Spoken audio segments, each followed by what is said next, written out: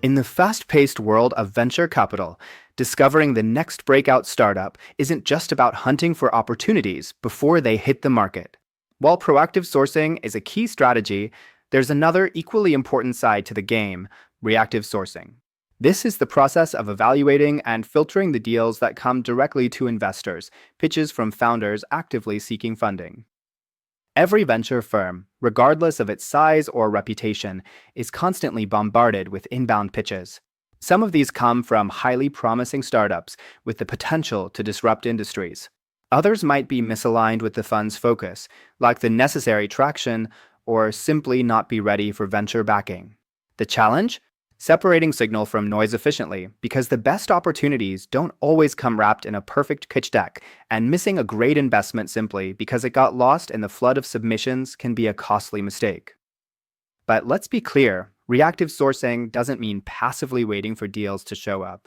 The best venture funds create structured, methodical systems to evaluate inbound opportunities quickly and effectively, ensuring that the strongest startups don't slip through the cracks. Startups seeking funding approach investors through a variety of channels, but not all of them produce the same quality of deal flow. Some sources are more reliable than others, and experienced VCs learn to distinguish between high-value introductions and cold pitches that may not be worth their time. One of the most valuable sources of inbound deals is warm introductions from trusted connections. When a successful founder, angel investor, or industry expert recommends a startup, it often carries a certain level of credibility. These referrals tend to be pre-vetted, making them some of the highest quality opportunities a fund will receive.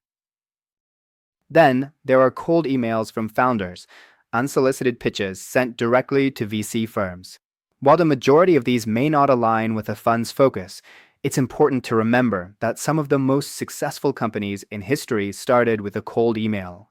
Founders like Brian Chesky of Airbnb and Stuart Butterfield of Slack initially reached out to investors with nothing but an idea and a well-crafted pitch.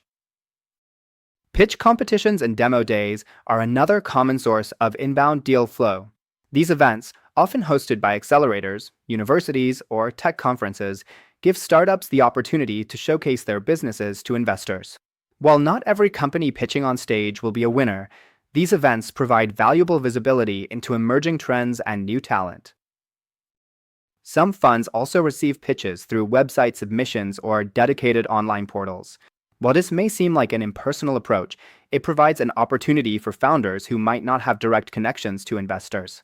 Similarly, social media platforms like X and LinkedIn have become an unexpected but increasingly important channel for sourcing deals.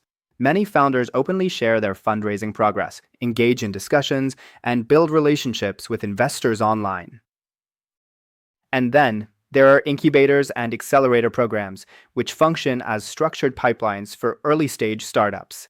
VCs who maintain strong relationships with these programs gain access to cohorts of founders who have already been through a level of screening and mentorship.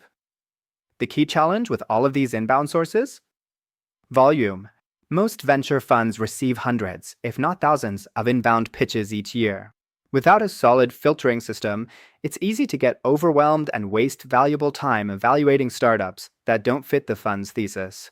That's where having a well-defined process comes in. Top-tier VC firms don't just sit back and read through pitch decks one by one. They implement structured, scalable systems to quickly identify which startups deserve a deeper look. First, many firms automate the initial screening process. Some use standardized submission forms that require founders to answer key questions about their startup upfront. This helps weed out companies that are an obvious mismatch before a human investor even gets involved.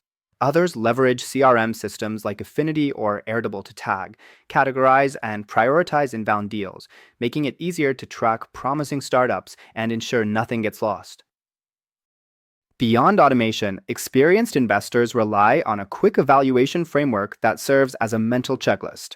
This informal process allows them to assess whether a startup is worth a deeper look, often in just a few minutes. One of the first questions they ask is about stage fit. They consider whether the startup aligns with the fund's focus. For example, a Series A investor is not likely to invest in a bootstrap side project that is still in its earliest stages. Next, they assess sector fit. Investors evaluate whether the company is operating in an industry where the firm has existing knowledge and expertise, which allows them to provide meaningful support beyond capital. They also look at traction. This includes examining whether the startup has demonstrated significant product adoption, consistent revenue growth, or other strong indicators of market interest and validation. Finally, they evaluate the team. Investors consider whether the founding team has the experience, vision, and resilience required to build and scale a high-growth business. The right team is often the most important factor in determining a startup's potential for long-term success. If a startup clears these initial hurdles, the next step is a fast response process. Speed matters in venture capital. Founders don't have time to wait around for weeks while investors deliberate. The best firms commit to responding within 48 to 72 hours for inbound pitches, either moving forward with a meeting or providing a clear and respectful no. Leaving founders in limbo isn't just bad etiquette, it can cost a firm a great deal.